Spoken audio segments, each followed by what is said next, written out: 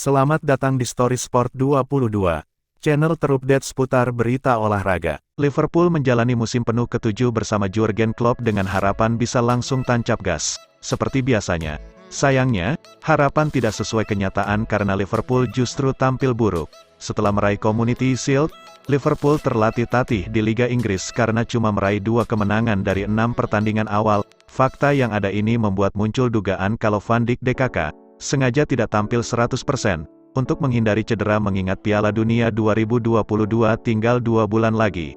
Tidak sama sekali, itu tidak benar. Saya bisa pastikan bukan itu alasannya. Liverpool tampil buruk karena pemain sudah fokus ke Piala Dunia, ujar Virgil van Dijk di Independent. Kami tampil buruk bukan karena itu. Saya paham orang-orang pasti akan mencari penyebab kenapa kami start seburuk ini, karena penampilan kami jauh berbeda ketimbang musim lalu. Tapi saya pastikan itu bukan salah satu alasan mengapa kami tampil buruk. Van Dijk menambahkan, Anda fokus ke laga satu persatu dan itulah yang kami lakukan saat ini. Inter Milan tak kunjung meraih hasil bagus di Serie A.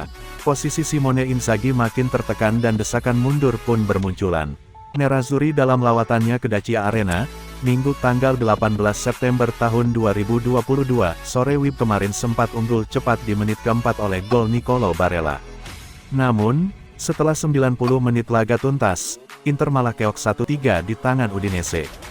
Bagi Inter, ini adalah start terburuk mereka dalam beberapa tahun terakhir di Serie A, karena sudah kalah 3 kali dari 7 pekan berlalu. Inter kini tertahan di posisi ke-7 klasemen dengan 12 poin, selisih 5 angka dari Napoli di puncak. Performa Nerazzurri pun tak bagus-bagus amat karena sudah kebobolan 11 gol dan baru bikin 13 gol. Situasi ini terbilang gawat karena Inter sebagai favorit Scudetto tidak boleh punya start seperti ini. Musim lalu saja, mereka cuma kalah 4 kali dari 38 pertandingan. Fans Inter yang sudah kesal lantas menggaungkan tagar-tagar Inzaghi out di lini masa Twitter. Mereka merasa Inzaghi sudah cukup diberikan kesempatan sejak musim lalu untuk membawa Inter tetap kompetitif. Meski berhasil memberikan 2 trofi musim lalu, tapi kegagalan mempertahankan Scudetto adalah aib, terlebih kalahnya dari Milan. Berapa lama lagi Simone Inzaghi bisa duduk di kursinya saat ini? Robert Lewandowski merasa kesempatan untuk meraih Ballon d'Or lebih besar di Barcelona daripada saat di Bayern Munich. Begitulah interpretasi dari striker asal Polandia tersebut. Lewandowski meninggalkan Bayern pada musim panas tahun ini untuk gabung ke Barcelona. Meski sudah berusia 34 tahun, penampilannya langsung memukau dengan mencetak 11 gol dari 8 laga di semua ajang. Lewandowski gagal memenangi penghargaan Ballon d'Or 2021, sebuah gelar pribadi yang sangat diidamkan pesepak bola. Dia cuma meraih 580 poin, kalah dari Lionel Messi selaku pemenang dengan 613 poin. Saya tahu bahwa Barcelona adalah tim tempat sebagian besar pemain telah memenangkannya, Ballon d'Or. Saya pikir jalannya lebih pendek di Barcelona daripada dari Bayern Munich, kata Lewandowski seperti dikutip dari Marca. Lewandowski saat ini sudah bergabung dengan timnas Polandia untuk persiapan lanjutan UEFA Nations League. Dia pun dalam sesi konferensi pers juga bicara soal masa-masa awalnya di Barcelona. Ini seperti memiliki mainan baru. Sejak hari pertama saya di Barcelona, saya merasa berada di tempat yang tepat pada waktu yang tepat. Saya merasa sangat nyaman, bukan hanya karena klub, tetapi juga karena atmosfernya, mantan pemain Borussia Dortmund itu menjelaskan. Juventus dipermalukan Monza dalam lanjutan Liga Italia.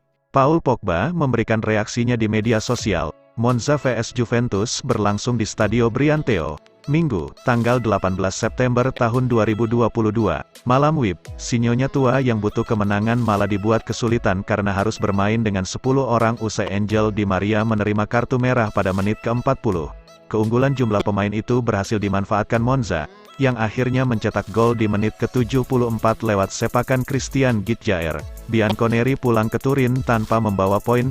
Juventus sudah tidak pernah menang dalam 5 laga terakhir di semua ajang, yang terdiri dari 3 kekalahan dan 2 hasil imbang. Juventus harus duduk di posisi ke-8 di klasemen Liga Italia dengan 10 poin.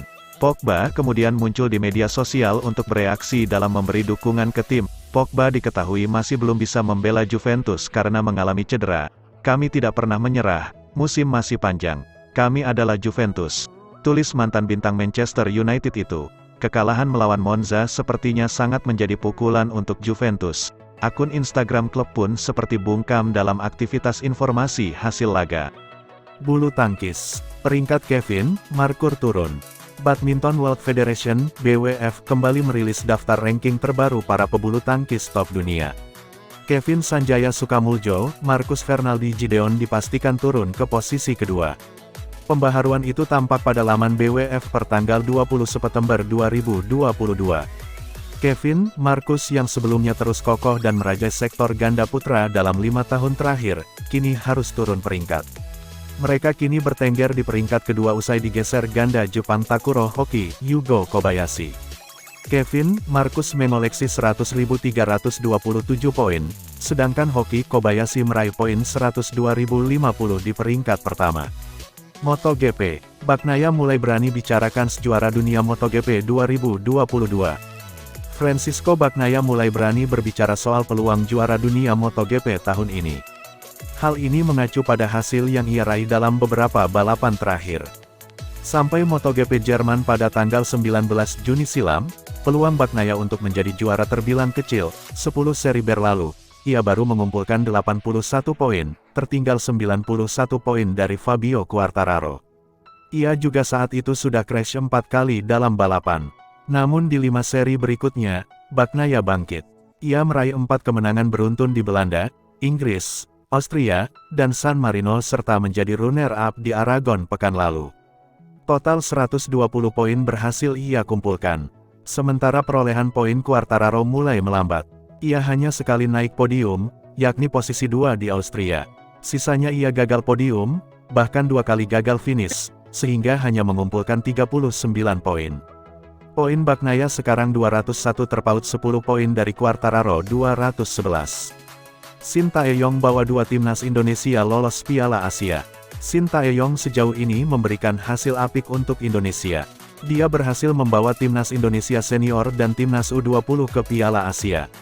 Kerja keras Shin Taeyong sejak ditunjuk PSSI sebagai juru taktik pada akhir Desember tahun 2019 mulai membuahkan hasil.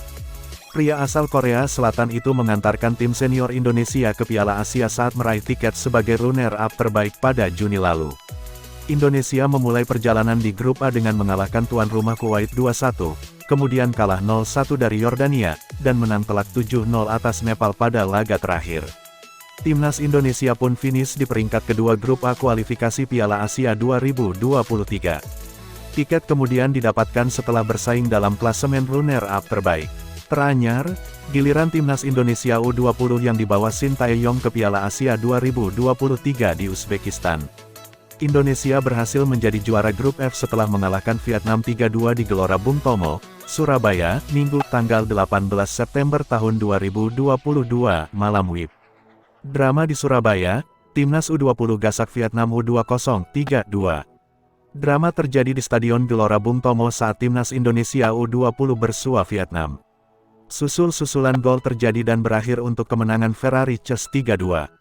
Laga terakhir grup F kualifikasi Piala Asia U20 2023 mempertemukan Indonesia vs Vietnam di Surabaya, Minggu, tanggal 18 September tahun 2022, malam WIB.